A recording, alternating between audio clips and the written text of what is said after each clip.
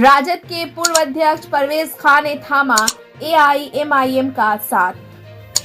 रोहतास जिला राजद अल्पसंख्यक प्रकोष्ठ के पूर्व जिला अध्यक्ष अधिवक्ता परवेज खान ने एआईएमआईएम के राष्ट्रीय अध्यक्ष असीउद्दीन ओवैसी के विचारों को पसंद करते हुए पार्टी का दामन थामते हुए कहा है कि इस पार्टी से बेहतर पूरे देश में कोई दूसरी पार्टी नहीं है।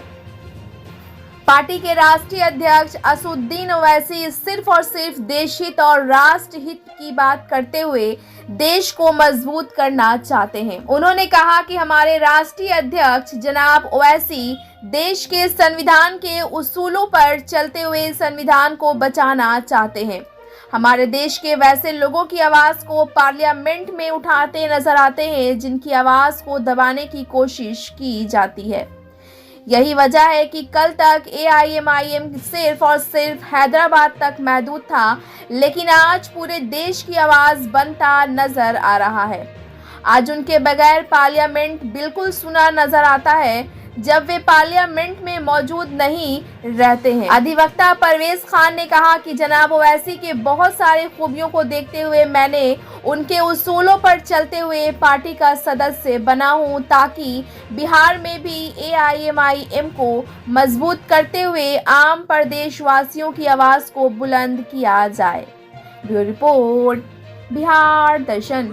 पार्टी के अख्तरुल ईमान साहब जो अध्यक्ष हमारे हैं, उन्होंने मांगा है कि अगर आप कार्यकर्ता से कौन लड़ने वाले ख्वाहिशमंद हैं तो हमने उन तक अपने पार्टी लेवल से खबर कर दिया है। अब उनकी इच्छा होती है कि वो जिसको दें हम उनके साथ। काराकाट लोकसभा में जो दोनों एनडीए हैं और महागठबंधन है, दोनों पार्टी से बाहरी प्रत्याशी हैं।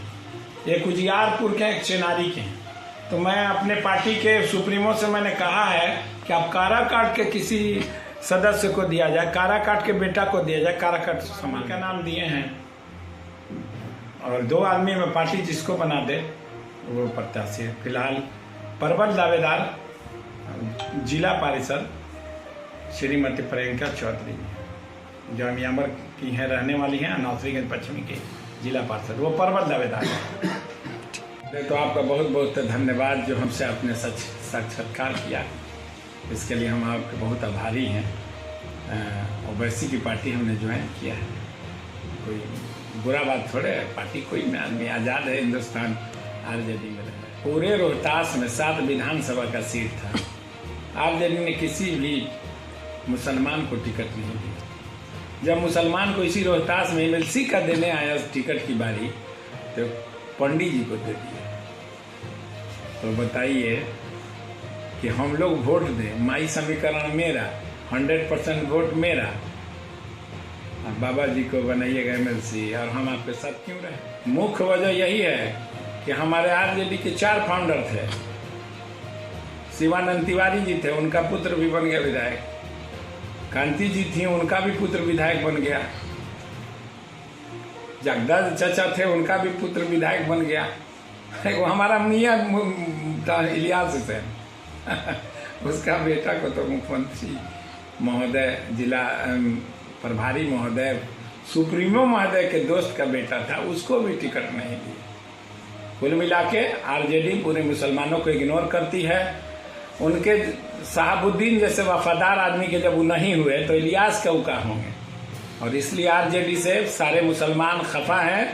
और अब परसेंटेज के हिसाब से सबका 1% का नेता है, 2% जाति का नेता है, 3% जाति का नेता है, 6%। तो बिहार में हम 20% है। और स्वयं लालू जी ने ही आरक्षण कराया है सर्वे।